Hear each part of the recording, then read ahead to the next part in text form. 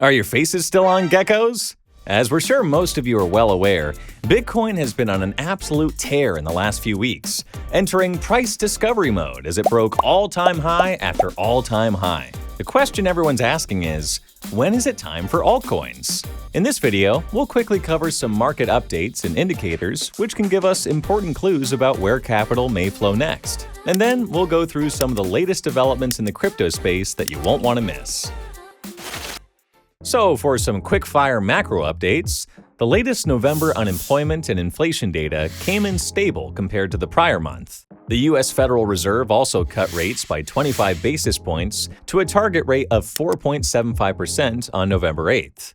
All of these were in line with expectations and didn't really have any notable impact on the market. The next FOMC meeting is set on December 19th, and the market is currently about evenly split on whether the Fed will cut rates by another 25 basis points or instead decide to hold rates steady. This may be dependent on incoming labor and inflation data, which are set to come in within the first 2 weeks of December. Usually the market responds better when unemployment rates are slightly higher than forecasted and when inflation numbers are lower than expected, as this gives reason for the Fed to continue lowering interest rates.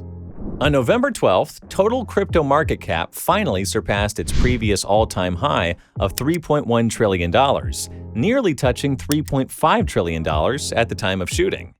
It failed to do so when Bitcoin broke its previous cycle's all-time high back in March, as altcoins lagged behind. This time around, many older large-cap altcoins such as Doge, ADA, XRP, and XLM have rallied strongly off their lows, and others like Sol have even made new all-time highs.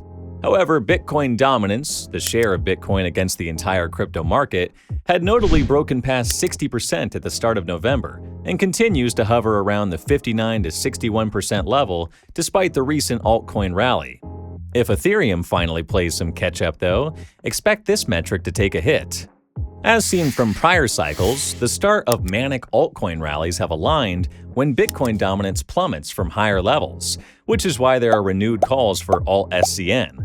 To be clear, Alt Szn, or altcoin season, refers to a period when altcoins durably outperform Bitcoin for a longer duration of time. While Bitcoin dominance may continue higher for a while longer, it's fair to argue that the riskiness of holding altcoins in relation to Bitcoin is lower now than when Bitcoin dominance was much lower 2 years ago. One reason being that there is simply less liquidity to be drained from altcoins into Bitcoin. In truly bullish conditions, it's not uncommon to see many months or even years of bearish and sideways price action wiped out all in a matter of weeks. There are also several different catalysts that suggest 2025 may see continued bullish momentum. These include Trump's crypto-friendly administration, the Fed continuing to lower interest rates, and incoming quantitative easing, aka money printing. Just a word of warning for those who may be new here, there will be many dino coins from prior cycles that will never make all-time highs again. And it's a fact so far that most coins created will essentially fade into irrelevance. So pick wisely, but also don't marry your bags.